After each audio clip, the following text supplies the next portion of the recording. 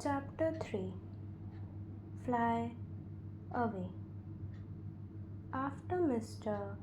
and Mrs. Darling had left the house for a while, the night lights by the children's beds suddenly blinked and flickered. Then all the three lights went out. Instead, there was another light in the room that was 1,000 times brighter. This light was urgently searching for Peter Pan's shadow in the drawers of the chest as well as the wardrobe. Well, it was not a light really. A person made this light by flashing about so quickly that one thought it was a light. As soon as it came to rest for about a second, you saw that it was a tiny fairy, just about the size of your hand.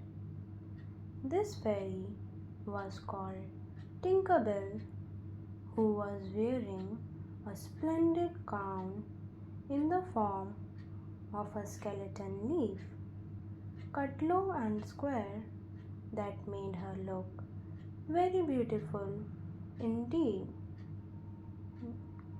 A few minutes after the fairy's entrance, the breathing of the little stars blew the window open, and Peter dropped inside softly. His hand was still messy with the fairy dust as he had carried Tinker Bell part of the way. Tinker Bell, he called softly, after ensuring that the three children were asleep. Where are you, Tink?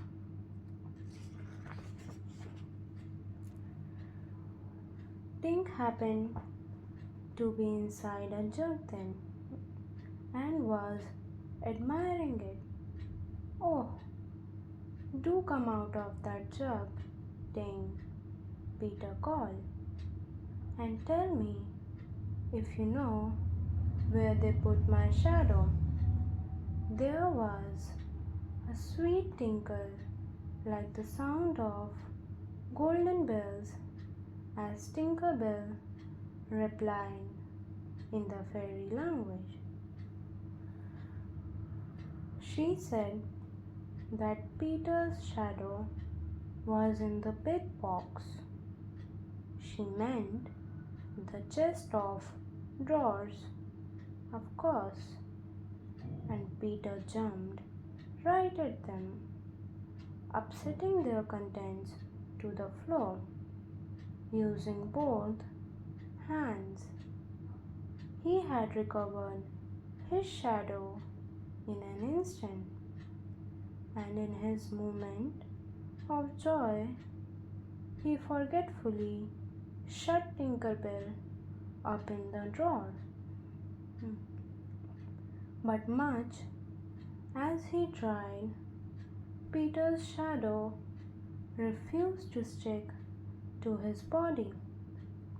Peter shuddered and then sat on the floor and cried. Peter's sobs woke up Wendy, who was not scared to see a teenager crying on the nursery floor. Wendy was just pleasantly interested. Why are you crying, boy? She asked politely.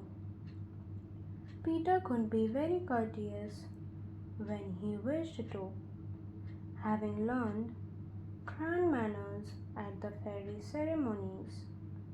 Now he rose and bowed to Wendy, who returned the bow beautifully. What's your name? He asked. Wendy, Moira, Angela, darling, she replied. What's yours? Peter Pan. Is that it? Yes, Peter replied rather sharply. This was the first time he had realized that his was a short name. Oh, I'm so sorry, said Wendy, Moira, Angela, darling. It doesn't matter. Where do you live?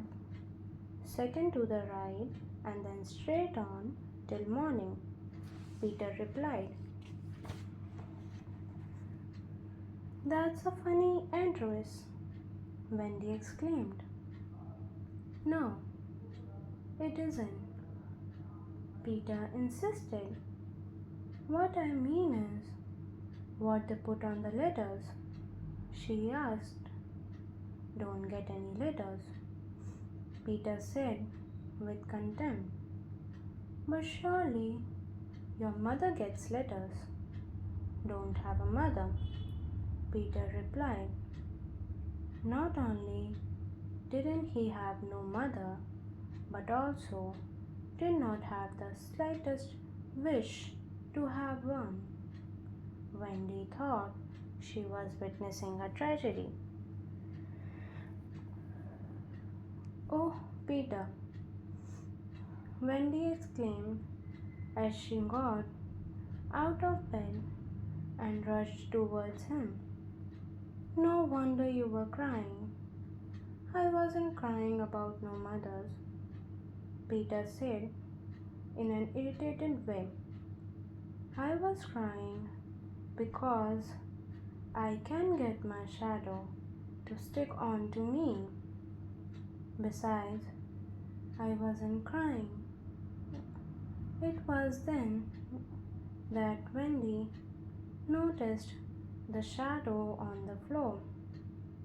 It was crumpled and out of shape, and she felt dreadfully sorry for Peter. Thankfully, Wendy knew the solution to the problem. It has to be sewn on, she declared. I shall do it for you, my little man. In very little time, Wendy sewed the shadow to Peter Pan's body. Then Peter jumped about the room in wild glee. He had already and very conveniently forgotten that he owed this happiness to Wendy. How clever I am, he cooed in self admiration, thinking he had attached the shadow himself. This act completely shocked Wendy, who jumped into bed in the most dignified manner possible and covered her face with the blankets. Peter pretended to be leaving in an attempt to make Wendy look at him. But when this failed, he sat on the edge of the bed and tapped her softly with his foot.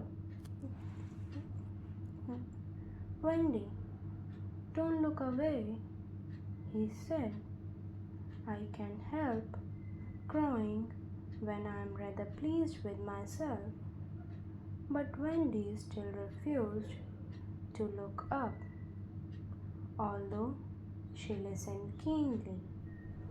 Wendy, Peter declared in a voice that no woman has ever been able to resist yet. Wendy, one girl is more useful than 20 boys. Wendy peeped out after hearing this statement. You really think so, Peter?